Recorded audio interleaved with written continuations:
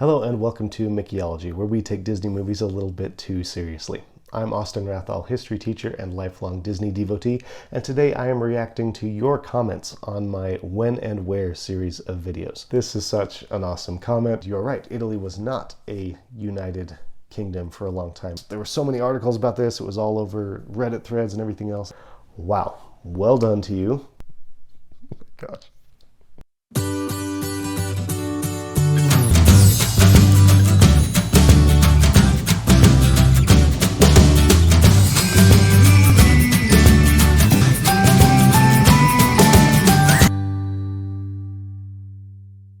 I've never done one of these before, so I'm going to be pulling comments from every When and Where Disney video that I have made so far, and I'll just kind of give my thoughts and reactions to the top comments and respond to some of your questions.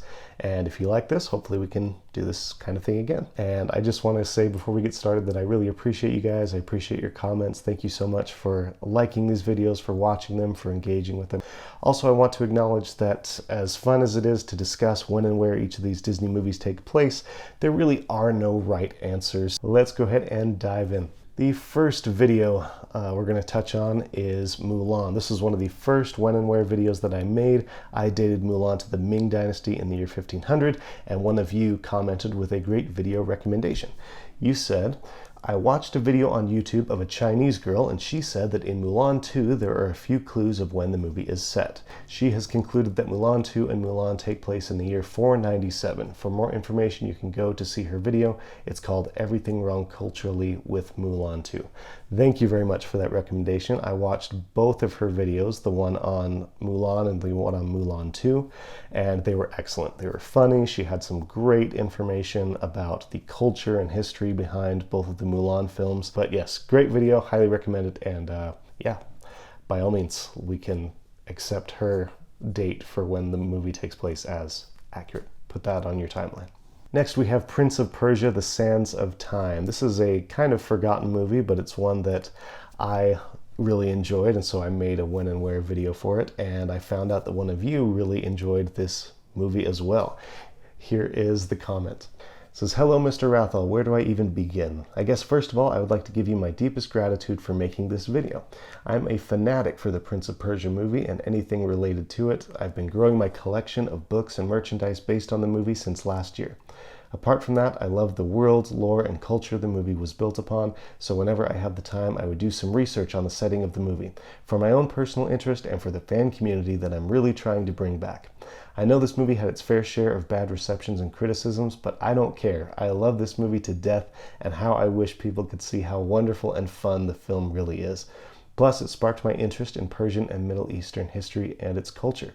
And for that, I really want to thank you for taking the time to explain the time and location setting of the film, coming from someone who has been racking her brain for some time figuring out a proper time period for this film. Plus, I didn't and still don't have any proper knowledge about Persian history, and also I lack resources. Boy, do I wish I could study history and geography just for this. Yes, I'm that big of a fan.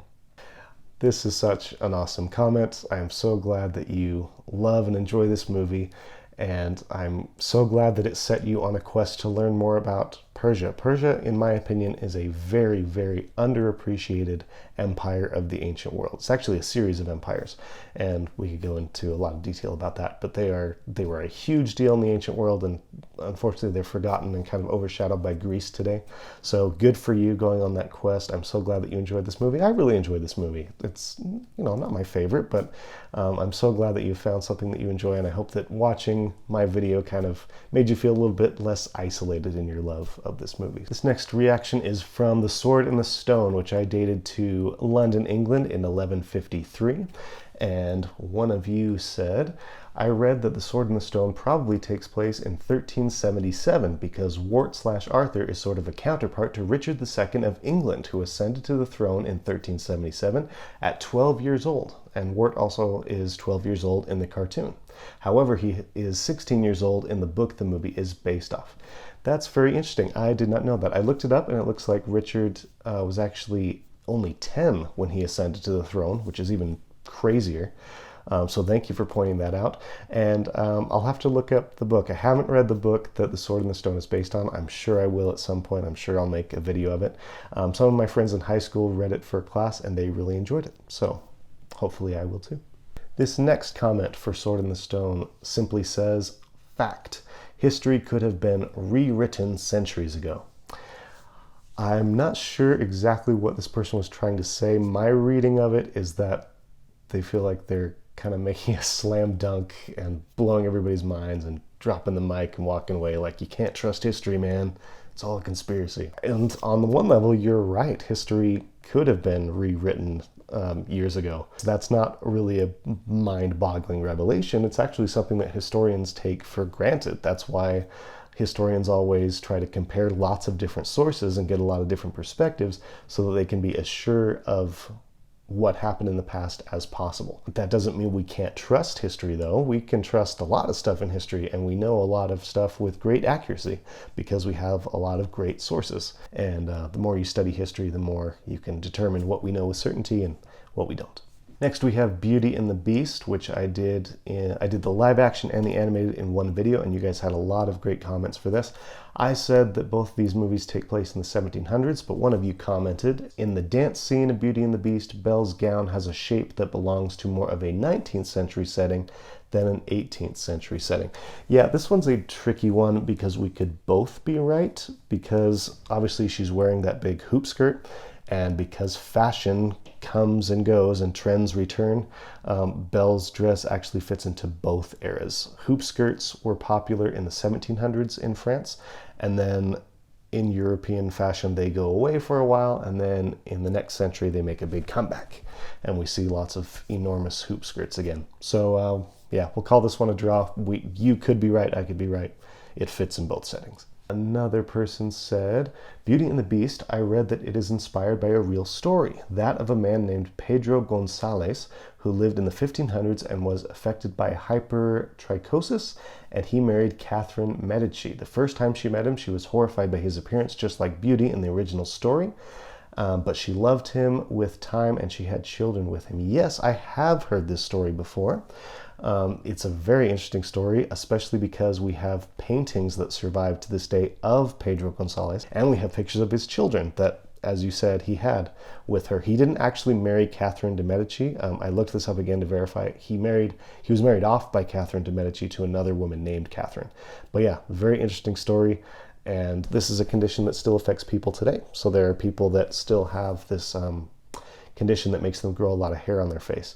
And yeah, very interesting how this story might connect to Beauty and the Beast, because if you look at portraits of him, you have this guy with a lot of brown hair covering his face, and he's dressed in these fine European clothes. So there is a good resemblance between the portraits of Pedro Gonzalez and the way that Disney designed their beast to look in a lot of the scenes. Another great comment here says, for me, Beauty and the Beast takes place in 1890 or 1891 for two reasons.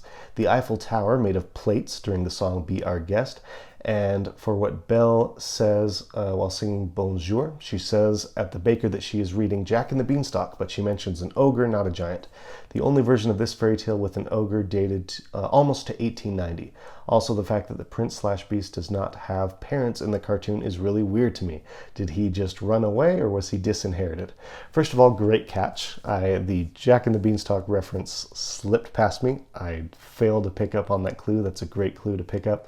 I take the Eiffel Tower thing to be just an anachronism that Disney throws in there for fun. I tend to ignore things like that, but if you think it's a clue, then by all means, use that in your dating of the movie. As far as the Beast's parents, yeah, this is an interesting one because he's very young in the animated movie, and Disney doesn't explain what happens to his parents. The live action one goes into a little more detail, so if any of you have answers out there, by the way, drop them in the comments, let us know. Next we have Cinderella. I did the animated and live action in one video. Once again for this one, I put both of them in the 1800s. I put the animated one in France and the live action one in Belgium. And one of you dropped a fun fact in the comments section. You wrote, Cinderella and Belle, two French Disney princesses, cameoed in Disney Junior's Elena of Avalor for Elena's coronation ceremony.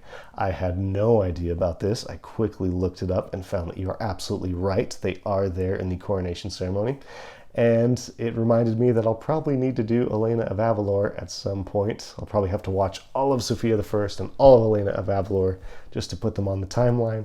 Luckily, I have a little daughter, so I'm probably going to wait until she's old enough to enjoy those shows, and then I will watch them alongside her and probably make her miserable as I pause and freeze frame things for Daddy's research. Another great comment from the Cinderella video. You wrote, in Cinderella 1950, shortly before Cinderella goes to the kitchen to prepare breakfast for the stepsisters and the stepmother, she frees Gus from the mousetrap. Now, I read that mousetraps originated in 1534 but were modernized in 1884, so the animated film probably takes place in the late 1870s or early 1880s. But there is another problem. I watched Cinderella 2 when I was little, and in the second episode, Tall Tale, there is a spring festival, and in this festival appears a Ferris wheel. Now, I read on Wikipedia that the first Ferris wheel was invented in 1893, so Cinderella probably takes place in 1893 or shortly after 1893. Wow, well done to you. Thank you for sharing that research.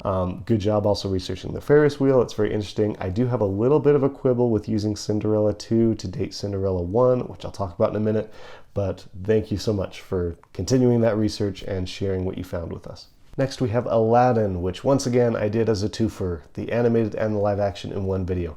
I placed the live action version near the Caspian Sea, circa 1600, and the animated version in northern India, also circa 1600. One of you wrote that you just found out that the Az Salam Palace in Baghdad, Iraq looks almost identical to the Sultan's Palace in Aladdin, so could that be a hint that Agrabah is in that area? I looked up this palace, I wasn't familiar with it, and I'm guessing the answer is no, just because that palace is very modern, and it was the home of Saddam Hussein. So I doubt that Disney based their Agrabah on that, but who knows? Next comment, somebody says, sorry to contradict you, but in my opinion, Aladdin takes place in Jordan because the merchant at the beginning of the movie tells us that Agrabah is located near the Jordan River. But I read that in the movie there is a mixture of different monuments. There is a city in Jordan called Aqaba, and the name sounds similar to Agrabah, but this city is located on the sea, so it's not the best choice ever. It is a bit of a headache. Yes, it is. Dating Aladdin and a lot of other Disney movies is a bit of a headache.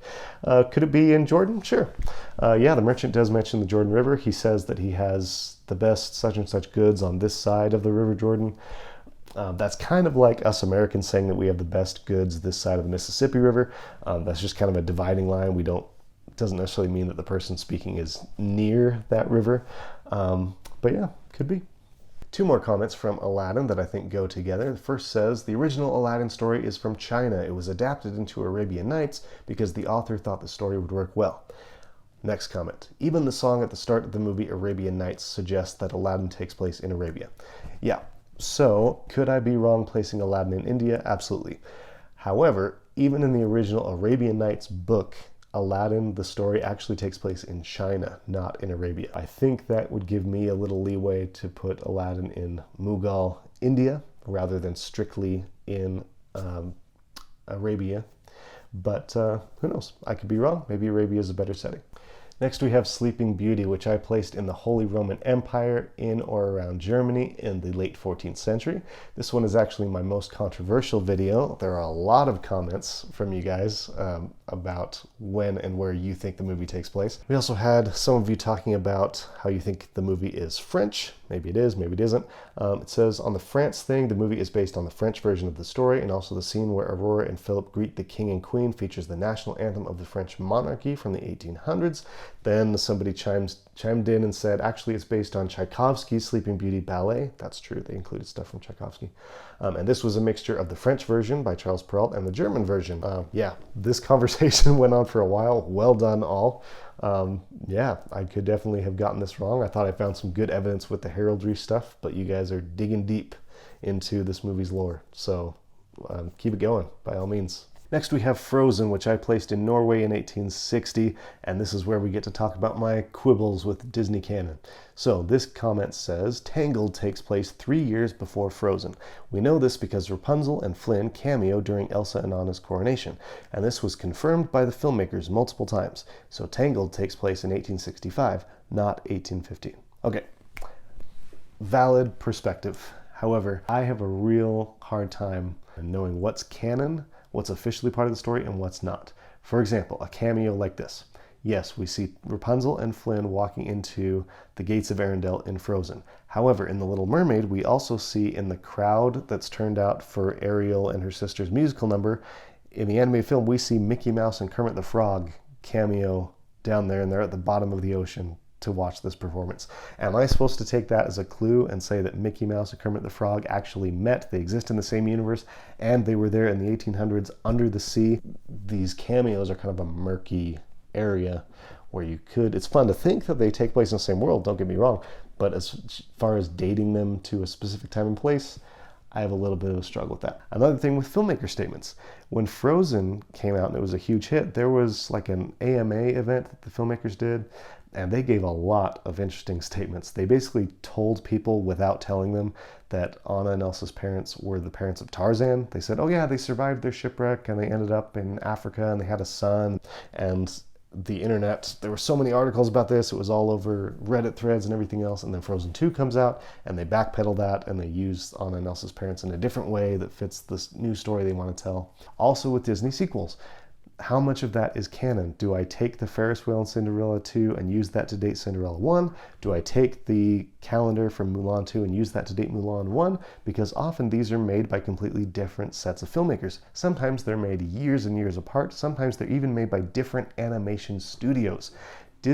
Walt Disney Studios makes all the theatrical classic animated films, but they had other separate animation studios under the Disney umbrella run by completely different people making stories that tie into the main ones. So all of this can be really frustrating for me trying to make a coherent timeline because I don't know what's like officially part of the story or what we can just kind of discard as like fun, maybe it exists in the same universe, maybe it doesn't stuff. So that's my long rant on my frustrations with canon.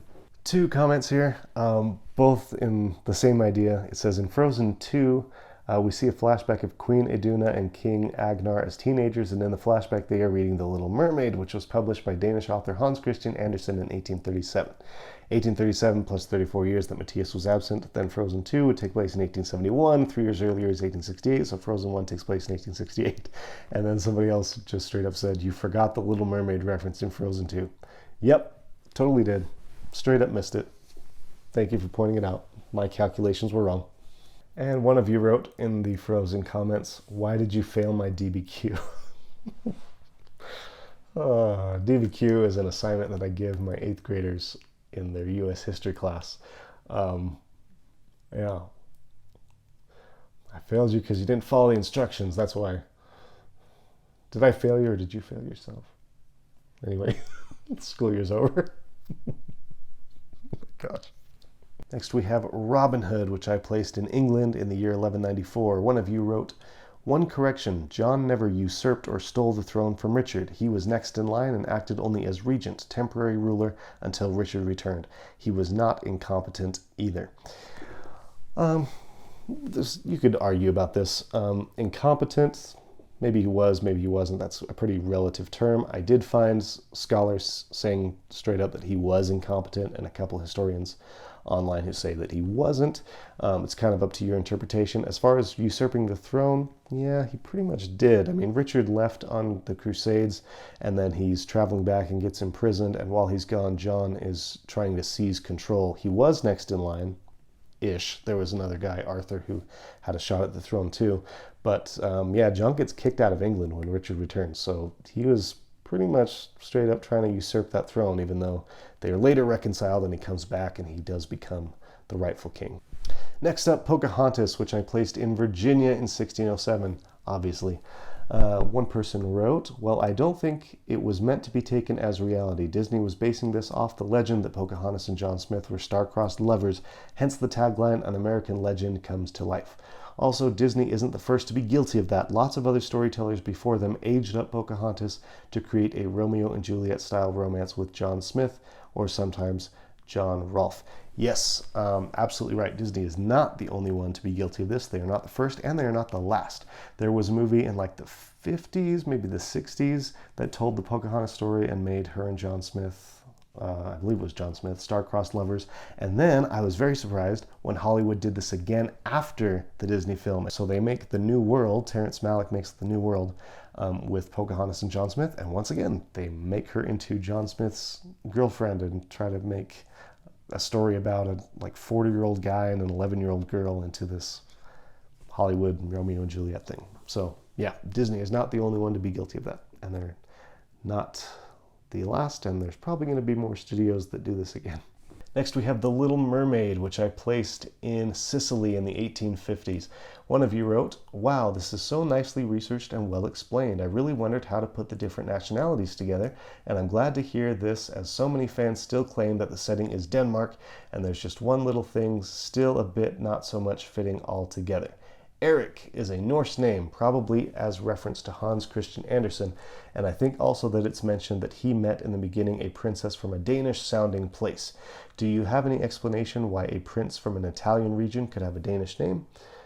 Oh, and I read that Italy existed as a sovereign kingdom from 1861 to 1946, but before, I'm not so sure, and it was not so much the country that it is today." Great comment. Thank you. I'm so glad that you enjoyed the video. And you're right. Italy was not a united kingdom for a long time. It was actually several separate kingdoms. And yes, you're right that Erik is a Scandinavian name. So Erik is a name that originated in Scandinavia, but it spread and transformed into different names to different nationalities. So we have Erik in the original Scandinavian, we have Erik in French, I hope that's how you pronounce it, and then we have Errico, which is the Italian version. Around the time that I believe the movie is set, we have the Bourbon dynasty, which is in control of a bunch of European countries. They have had their hands on France, they've had their hands on Spain and on Italy. And if you look at their family tree, it's loaded with vastly different names from all over the place. You have names that are Spanish, names that are French, names that are English sounding, and a whole bunch of others. So personally, my explanation would be, I think Erik is still Italian, and he got his name from some other country. Maybe he's related to the Bourbons and they've passed down a name that comes from one of the many countries that they're in charge of. All right, lastly, we have a comment from Encanto, which I placed in Colombia during the 1950s. This person wrote, "I entered just for an analysis of an animated Disney movie, and I ended up learning the entire history of Colombia." This is why I make these videos, is to help myself and also other people learn about real history and see some of the cool stuff about the world and its events that Disney has brought to life in their films.